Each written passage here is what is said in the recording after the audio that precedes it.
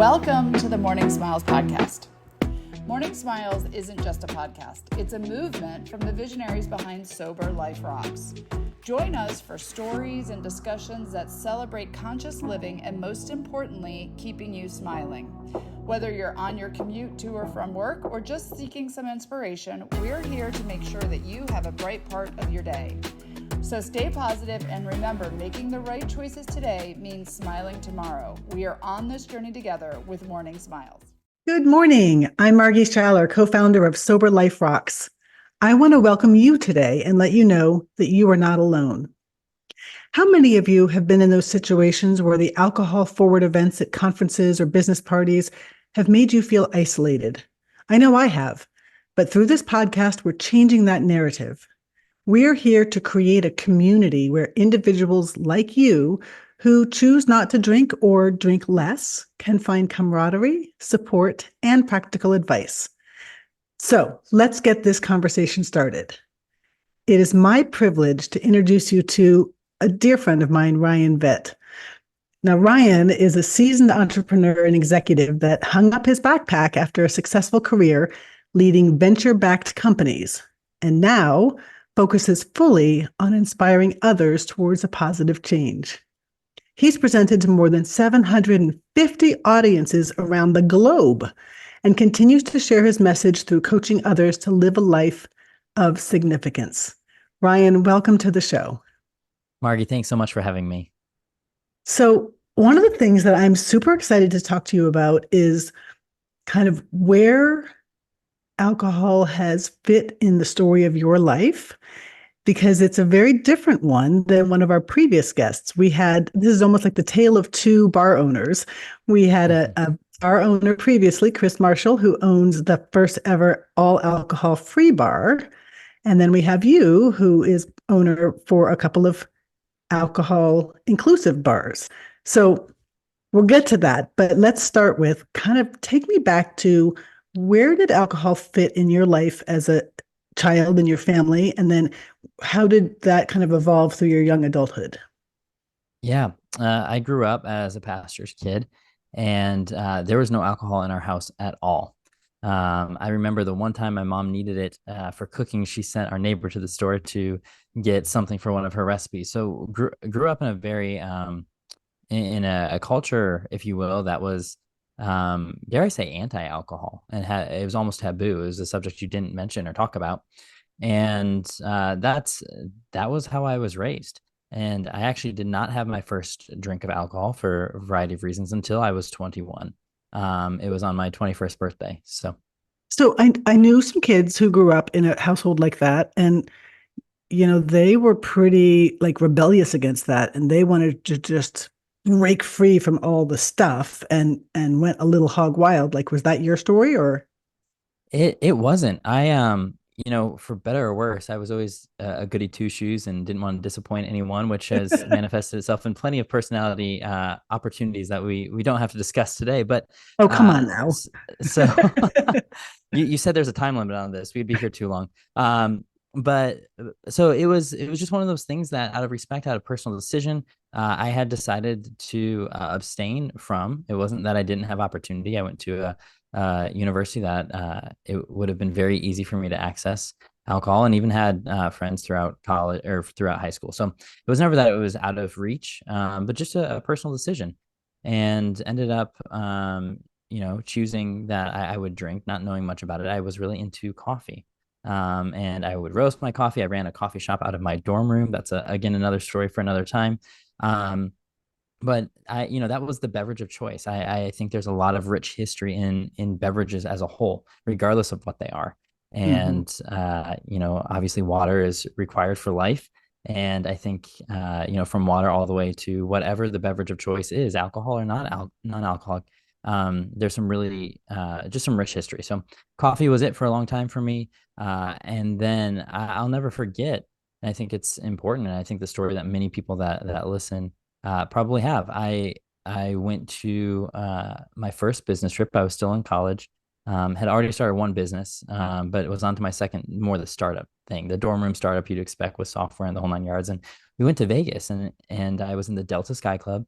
I was just 21, like fresh, like days into being 21, and everyone was at the bar. And I walked up because that was what you were supposed to do, look sophisticated in the Delta Sky Club. And I didn't know the difference between a Merlot or Cabernet, Sauvignon Blanc, whatever it was, and I do think I probably ordered a Merlot, which is really embarrassing now, having gone through wine education and being a sommelier. I've definitely pronounced wine wrong for a long time. Anyway, so that was my experience, and I traveled with a buddy who also wasn't a big drinker, but we went to Vegas because that's where the trade show was. We didn't gamble, we didn't do anything else. Again, I was terrified more about losing my investment. We were staying in I think we got more fleas than anything else. It was bed bugs. It was terrible. It was a horrible place we stayed. But anyway, and so he was like, yeah, let's get a Jack and Coke. And so we did. And that was my introduction really to anything alcohol. And long story short, that evolved into the opportunity to open up a coffee shop and wine bar. A lot more to that backstory, but that was always my goal. When I retired, I wanted to open up a coffee shop. Well, this happened towards the beginning of my career, not towards the end of my career. And the rest is history. I all of a sudden learned and appreciated the same value that was in coffee. I saw that in the artisan nature of beer and of wine, and ended up pursuing a career, or a part of my career. I wouldn't say a main focal point, but a footnote in my career has been to invest in various beverage industries, and beverage shops that I still own. So one of the things that resonates with me, and I'm trying to unpack a little bit, is this societal thing that we greet each other and we have networking with a drink in our hand. Now that drink could be water, Yep. that drink can be coffee, that drink can be alcohol. But what have you noticed? And you even said like your first encounter was to try to be with other people doing this. What have you noticed about that? Yeah, I think there's a stigma that partially just the human nature of wanting to be included, right? We automatically gravitate towards what everyone else is doing. I think everyone else has been doing that because that's what has been forever and ever. And I do think, as I said, drinks are cultural. I mean, you look at all across the world, and whether it's tea or coffee or a spirit, it's a big part of society. So I think it's important to recognize that. But I think, especially in the West and especially in America, we have taken that to a new extreme, from a crutch of this is something that we do because it's just like breaking bread, to use the expression, to something that I need to be able to network. And I think that's where, especially in America, we've seen a really sad shift from a what was culturally appropriate and normal to now, for many, a dependency or an opportunity to overindulge or go down a slippery slope that, anybody is susceptible to. And I think that's also a very important thing. It doesn't matter how well you hold your liquor or anything else. No, anyone's susceptible to becoming dependent or entering into an unhealthy relationship with any sort of alcohol. Yep. Yep. So let me take you back though to those years when you didn't drink at all. How did you experience, or did you experience, sort of peer pressure or reactions from others about your choices not to drink? It's interesting. I do not like big social rooms. I watched another episode you had with Victoria, and she said the same thing. You're going to find me in the back corner, or not there at all. And that has nothing to do with alcohol or anything like that. That's just that's where you're going to find me. I'm an introvert, which shocks most people because they see me very extroverted, whether in interviews or anything else. And so my place is in the corner, generally speaking. But the few times I did go to the larger events throughout my high school and college pre-21 days, it was it was definitely surrounded with alcohol and all that. Everyone make sure you have that red Solo cup in your hand when you walk in the door. And I had made a decision, for better or worse, to not drink, like I said, before I was 21. And so when I walked into that first party on a college campus, I told myself, I'm going to say no. I'm going to say no. It was just one of those repetition things. And I did. And the guy said, that's so cool. I admire you're able to do that. And this was an upperclassman. I was a first year. Now that's not everyone's experience, right? But that for me was so reaffirming because it was like, you know what? I am my own person. I don't have to do what they're doing. And I've always been a leader, and I was not trying to lead at this point. I was just trying to survive, as many of us do on those early days of a college campus. And so I think for me, that crossing that line, had that interaction gone differently, the next several years could have been very different. But I was very fortunate and blessed that was the first interaction and encounter I had Mhm. in a college setting, and people knew. Most of they're not your friends if they're trying to force you, first of all. And so my friends wouldn't. They, regardless of their choices. And by the way, I didn't choose friends who didn't drink. By the like one of them. Anyway, but I was surrounded by it, and they just respected my decisions. Um, and it That's really amazing. worked out well. You just have to stand your ground and be firm with it and say that this is my decision. Yeah, Um, and it's not amazing. always easy, but most people appreciate it. Now, moving forward to opening your coffee slash bar, when you and I spoke previously, you told me that you wanted to set it up as something a little different than the normal. I'm going to use the word dive bar in the kindest Yeah. and most, Yeah. uh, you know, happiest of terms that those bars exist. But you wanted something different. Can you tell me about that Yeah. and why? Yeah, so all of our locations each have a different feel, if you will, but they have the same DNA. It's just like a family member, right? So they're all part of the same family, but totally different DNA that makes them unique. And we thrive on the environment or on three E's: experience, environment, and education. And those three E's really help to foster an environment. I'll start with that one, where anyone that walks through our door feels welcome. And that means people who are sober curious, or alcohol curious, whatever it might be across the whole spectrum. And and we want anyone to feel welcome. Our very, very first spot was across from Elon University, where I went to undergrad. And there was not a bar around that wasn't either a dive bar or, I mean, that was it. It was a college town. So my business partner and I, we decided to open a spot where a faculty member, the president of the university, or a student or a touring family could all come together, and one person might have a glass of wine, the other might have coffee, tea, and it would be okay. It was never a place where people were going to go to get drunk. So I think that was the vision we created, and in that context, it thrived. And as we moved to other locations and more of an urban setting, where there was more of a social nightlife at any cost, some of the things that we found was when you provide an education to the drink you're serving. Like this is San Pellegrino here. It's from Italy. Like if I tell you the story of this sparkling water, automatically becomes more interesting than something you just consume.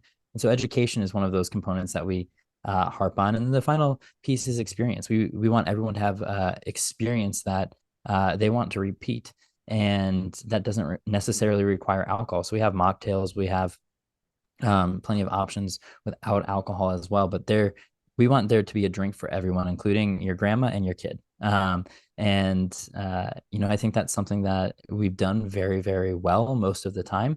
And our price points on alcohol are higher than other places, intentionally to slow the consumption of alcohol. We don't have anything cheap, if you will. Okay, mind blown. You run a bar where you intentionally try to slow down the alcohol consumption. We do. Yeah, we don't have a formal limit, but usually two drinks is kind of where it falls for most people. But we don't try to slow down the conversation. People will switch to a coffee or an espresso or a San Pellegrino or whatever it is. I'm not repping that brand here, but I've said it a lot. But I think it's just the environment that we create and what we've found. And I don't have the opportunity to work behind the bar at any of our locations. Probably collective of 20 hours in the 10 years I've had them. But the stories that get repeated back to us of the conversations that we've been able to have with people and experience true life change just because they feel safe, they're in an environment where there's not high pressure. we'll make sure that they always have what they need in front of them, but at the same time, we're not pressuring them, hey, one more shot or anything like that. You're not going to get that there. And that's exactly what we talk about with people who are going to conferences. There Yeah. is that. I'm like you, Ryan. I'm a extroverted introvert. I love Yep. being with people. I love having these conversations, but get me in these large crowds and it's anxiety producing for me and exhausting. Yeah. And so in the days when I drank, like that first glass or two of whatever it was I was drinking alcohol wise was literally to calm those nerves. Mm-hmm. But Absolutely. after that, the rest of the alcohol that I drank was not productive or healthy or good for anybody in that scenario.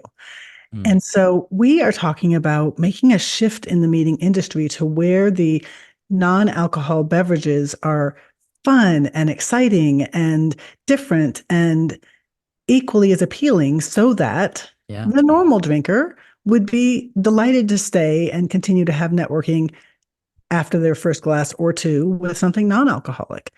And it's just Yeah. not seen or done at conferences. So I kind of want to pivot now because you also are a meeting planner Yeah.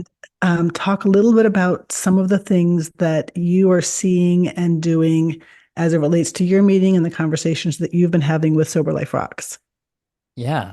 So if I can take a quick aside and just say something even from my personal experience that I think is important to interject before I get into the meeting planning. Yes. Um, that I wouldn't say the entire, time I've been learning, from wine or anything else, one of the things that I've learned most with alcohol is you have to set your personal limits. Just like I said when I walked across that first party, no. Like I said that before I was going to walk in. And I think in the traveling life, from I fly Delta. And so I'm always in the sky clubs and I fly first class about 99% of the time. And that you have access to and opportunities when you walk to the bar or in the sky club, when you get on the plane, when you first sit down, pre-flight cocktail. If you're flying cross country, that's you could easily have quite a few, and you can then go to your networking events and everything else. So I think, just something from my own personal experience I want to say is that I've had to learn that, I have a limit, and this is the most I'll have a day and collectively in a week. So it's not just one day, but and that accountability, and that's something I have several people in my life always asking about because of the frequent nature that alcohol is in, any of our lives, especially being in the career of it and doing wine tastings and, facilitating those. So anyway, before I got into the events, I did just want to say, like, it's, No, no that's amazing. one's perfect. And I have people in my life that hold me accountable to that because it's important. And so, And it's a slippery slope. And one of the things that we know scientifically about alcohol is that we do build up a tolerance. mhm, Um, and it takes more to achieve that effect that we're looking for. yep. And we can start to be able to drink whatever our drink of choice is, almost like punch, because we aren't Mhm, feeling the effects. And essentially, going to be a little bit controversial here with you, Ryan, but essentially, we're just learning to be able to ingest more poison. Ethanol mhm, in and of itself is not good for our bodies. And so right. I think what you're saying is so important that Yeah.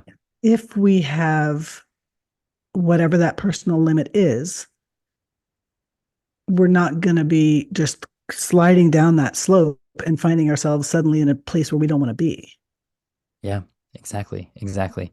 And as a speaker, and I promise I'll get to your events question because I think it's very important. But as a speaker, we have to drink a lot, and that's not alcohol. That's just lubricate our vocal cords.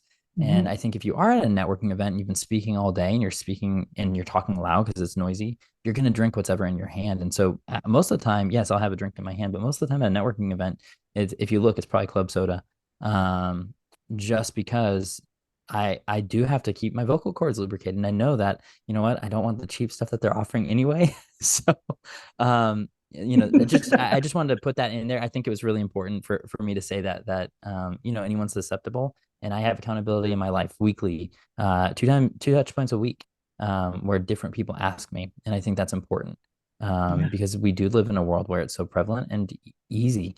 Yeah. And we as human beings are not designed to do life alone. So I just want to toss that out there. Thank you. But yeah, happy to get to your meeting planner question too. So I am a meeting planner, and I've planned all sorts of events, including one called On Court, which is a wine tasting. So that makes it really interesting how to be as inclusive as possible there. But some of the events that I've hosted, or almost all of them, on the issues when they're in person, is you have this thing called an F&B minimum, which is food and beverage minimum. So if you have, let's say, 500 people at your event, you probably have 100,000 ish, depending where there's a lot of variables, but 100,000 that you have to spend on F&B, food and beverage. Well, how do you spend that money effectively? An open bar. And one of the things that's been most challenging for me is trying to find, and we have not done this successfully because the locations so far haven't had it, alcohol-free options on the menu. It's something that is extremely challenging to find. And so you either have to bring it in, which can cost you money, more money than you're already spending, or you don't hit your F&B, so you get penalized on that. So I think for meeting planners, uh, engage when you're in the contract phase of your conversation, engage early and say, hey, you know what, this is what we're planning to do. We want to make sure that everyone has options. And you can actually make a buck hotel if you have non-alcohol options, because we will include that in the open bar fee. We'll still pay $32 a head per hour if you have that as an option. And I think that's really important to have those conversations early and often. And not all meetings are going to be accepting of that, but one of the things that we're doing in one of our unplugged events, which is really small, it's like 30 people, we're taking the money that would have ordinarily gone to alcohol, and we're working on a fun activity. Because when you look at it, 30 people at $30 a head per hour times two, I'm doing mental math on this fly here, which is never good, but I think that's what, 60, that's like $1,800 Yeah. just for alcohol. Let me just backtrack on that particular event. So Ryan runs a organization that is for speakers and consultants and writers, and there's a large annual meeting, and then there's these two smaller retreats. And these retreats historically have been held at wineries. And so I've been a member of that organization for many, many years now, and I've never gone to one of these retreats because I don't drink. And so it seemed to me that spending an entire, money and time and effort going to a winery-based event didn't make sense for me. And this is Right. specifically precisely the conversation that we're trying to have with meeting planners to say, hey, wait a second, guys, like, we need you to be sober inclusive. And so I reached out to you and I said my concerns, and within a week, you came back to me and said, you're 100% right. And for the next retreat, we're going to not be hosting alcohol at that event. People may choose to buy their own, and that's totally fine, but it's not going to be at a winery and it's not going to be hosted alcohol. Like, I just want to hold you up and honor you for such a fast response, such willingness to be, hearing other people's needs. And thank you. Like, that was just Absolutely. tremendous. Absolutely. And I think, I'm sorry it took someone saying something to get there. But I think the reality is you're not alone. Other people who, choose not to drink, or who are currently drinking and need to choose not to, don't have the venue to express themselves in a healthy way. Because most of the time when they do gather with their friends, what are they doing? Yeah. And so I think it's, I think it will be a tradition. And I think it's important. It's a conversation that needs to be had, and it's too taboo. I don't know why we get so hesitant talking about this topic of an unhealthy relationship with alcohol. But the reality is, a lot of Americans suffer from that and just aren't willing to have that conversation. A lot of people in the world. But I think, even if you look at, and you can get into the science of it, I'm doing research actually for a fun project that is too early to share, but again, looking at the history of beverages, wine was the alternative to water for the longest time. Well, when you look at how wine naturally fermented, you're talking about anywhere from 4 to 8% maximum. And we start look at Napa Valley at like 12%. And alcohol is like a logarithmic scale. It's not like adding points. You're looking at multiple exponential factors on that. And Yeah. so 8% isn't just 1% lower than 9%. 8% is exponentially lower than 9%. And so when you look at it, something like 4 or 5, anyway, so I think even the culture around it and how we've tried to create this dependency Yeah. has really done a tremendous amount of damage that isn't being talked about. Yeah. And that is precisely why we're having this podcast and why we're, forming Sober Life Rocks, because I was one of those silent people. I only spoke up and was willing to even mention it to you after I had had sort of this big aha moment at the Do retreat and with Laura and formed Sober Life Rocks. I've been sober 19 years, Ryan. Mm.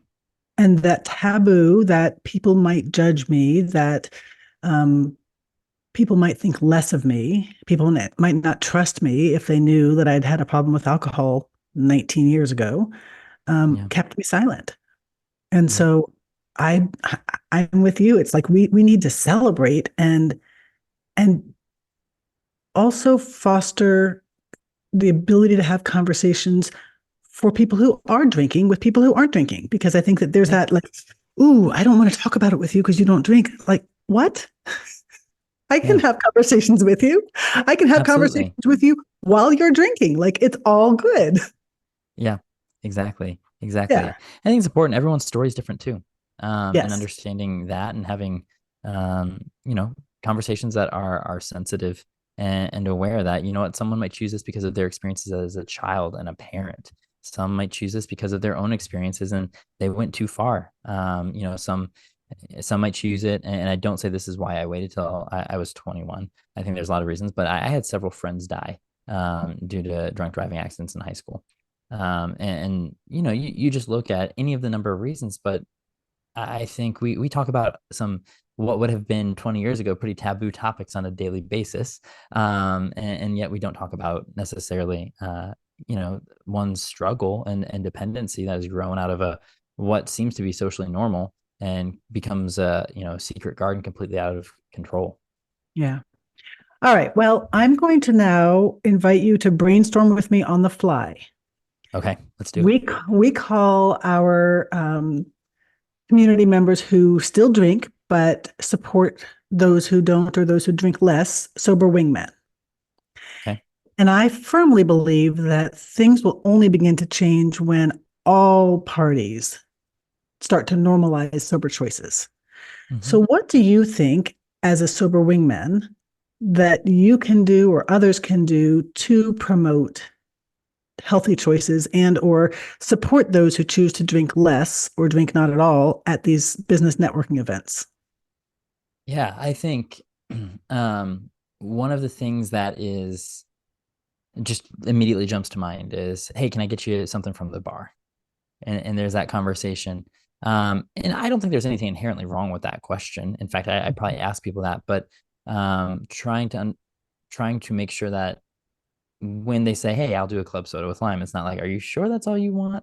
Yeah. I think that's one of the biggest things because peer pressure is it doesn't stop when you're 14. It goes for the rest of your life. We're always trying to seek the approval of others, which is I think why a lot of people, not everyone, but I think sometimes that is why a lot of people choose to drink, is because they're more fun when Yeah. and so I think people can, and I think that's just foolish, by the way, but I think people can just take the time to understand where people are at, and then for anyone, um, anyone that is struggling, or isn't sure if they're struggling, because that's a starting point for some people, Mm-hmm. or if they've had that thought in the back of their mind, like, this is becoming frequent or too often or too much, just talk to somebody. um, it doesn't mean that there's anything wrong with you. It means that you're human and we all have our things. um, but I think someone being a receptive ear to that too, and really empathizing to the best of their ability and listening to those conversations. Just like anything that's changed in society for decades or even centuries, it starts with conversation and how you dialogue about things and making it okay to dialogue about certain things. And I think, until that conversation becomes normal, or even saying, hey, my limit is X. If you see that, um, you know, let me know and cut me off. And hopefully you don't even get that far, but having someone there is incredible accountability. Yeah. And it's freeing. People think that that's limiting, but it's freeing knowing that you're not carrying that burden alone. Yeah. So one of the things that we talk about a lot is that club soda and lime, if you don't want to drink, Coke with caffeine and sugar, is the only Mhm. option at many of these black bars that are rolled up at conferences. Yeah. And so for me, it's yeah, I'll have, dry crackers and water type of thing at the Mhm. buffet. I'm gonna say that one of the kindest things that ever happened was one of my sober wingmen, one of my greatest, dearest friends, when she said, can I get you something from the bar? And I said, club soda and lime. She's like, oh no, let's go see if they can make you something more fun. Yeah. Because she knew I was sober and that was sort of my default. And as it turns out, we went up to the bartender and they were able to concoct something with some of the juices that they had and Yeah. throw some things in it. That was a lot. That just felt not only affirming, but celebratory. Yeah. And so I'm just going to throw that out there again as something that I think sober wingmen can do. And you too, who don't drink at a lot of these networking events or drink less. I mean, I Yep. think that we we can lift each other up by making it feel good, not just Hmm. the absence of peer pressure. Yeah. Yeah, absolutely. I think one of the other things, so a really easy one that most people can do, the recipe's gross, so don't ask what's in the recipe, but you can get a margarita, a virgin margarita at most of these places. Usually it involves olive brine or pickle juice, which sounds terrible, but if you put it in there, you'd never know. And you can even have your salted rim and it looks and tastes excellent. That's a really easy one. So there's a lot, and you can look up common airplane cocktails or mocktails rather, and Mhm. common bar mocktails that most places can pull together pretty easily. Yeah. So it's just a good resource to have in your back pocket. Virgin mojitos is one that I found a lot of places Yep. can make. Yep. Yeah. Yeah. Yeah. Awesome. So I have some quick fire fun questions for you, but before Go I for go it. there, is there anything else that you really just wanted to share or is on your heart about any of this? I don't think so. I mean, I do want to say I've made choices to have limits, and it has not always been that way. And it took having some really tough conversations to get there. And it's worth it, having those conversations. So I do want to say that it's not that I'm wearing hey, I've been perfect. I didn't drink till I was 21 and been responsible the whole time. That's not the story. Yeah, There's definitely a big period that was less than responsible. So, I appreciate your candor it with took that. it took good people. And there are seasons where, you know what, it's not a good time. There's too much stress. There's other things like club soda. It is. Yeah, yeah, absolutely. So So, first question is what is your favorite non-alcoholic, non-coffee drink? yeah, phony Negroni. Those are awesome. What is that? I think it is a Negroni that tastes just like a Negroni, but zero alcohol. So that one's pretty good. Okay, I haven't There's a had a drink for 19 years, so I don't know what a Negroni is. um it's a oh, this is really bad, and I own bars, and I'm gonna pull up my phone and look up the recipe here for you. Um, but normally, oh, I'm getting uh messed up here, but normally it's equal parts gin, vermouth, and Campari. And so Okay. it's but it's a great little um drink that's non-alcohol. And then if it's not coffee, does tea count or no? I mean, I love tea. Yeah. I'll do LaCroix or bubbly water. I have a soda stream at home that I'll make all sorts of.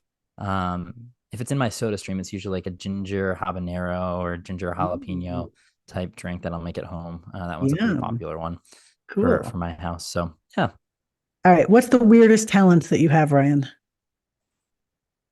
Oh, weirdest talent. I'm not that talented. Um, Weirdest talent.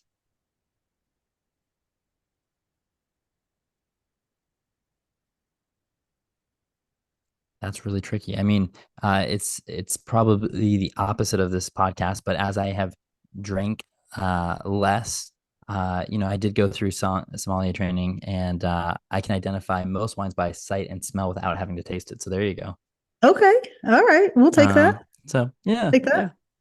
All right. And finally, if you could have dinner with one historical figure, who would that be and why? How historical does it have to be? At all? I mean, I think in more recent history, I think Steve Jobs. I think just an innovator and a mover and shaker. I know that's pretty recent history, but No, that just counts.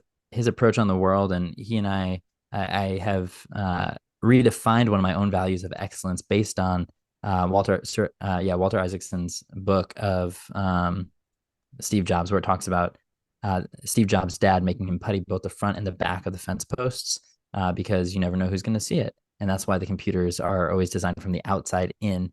And so, I think that just that level of excellence and attention to detail is important. And that is reflected in everything that I've ever seen you do. So well done. Thank you. And thank you so much. I really appreciate your candor and authenticity and being willing to kind of walk with me through this journey, and especially to be on a podcast for people who are sort of in the sober-ish world as somebody who's a drinker. I mean, that's not an easy thing, I imagine, but this to me isn't about what's in your cup. It's about being inclusive, and you embody that. So thank you so much. Well, thank you, Margy. And for all of those who are listening, I will have all of the details about how to reach out to Ryan if you'd like to in the show notes. Thank you once again for being part of our journey, and we'll see you on the next Morning Smiles podcast. Thank you for joining us on Morning Smiles podcast. Remember, every decision you make today shapes the smiles of your tomorrows. Make sure to subscribe to our channel and follow us on social. No one needs to do this alone. Here's to making choices that brighten your world and your morning smiles.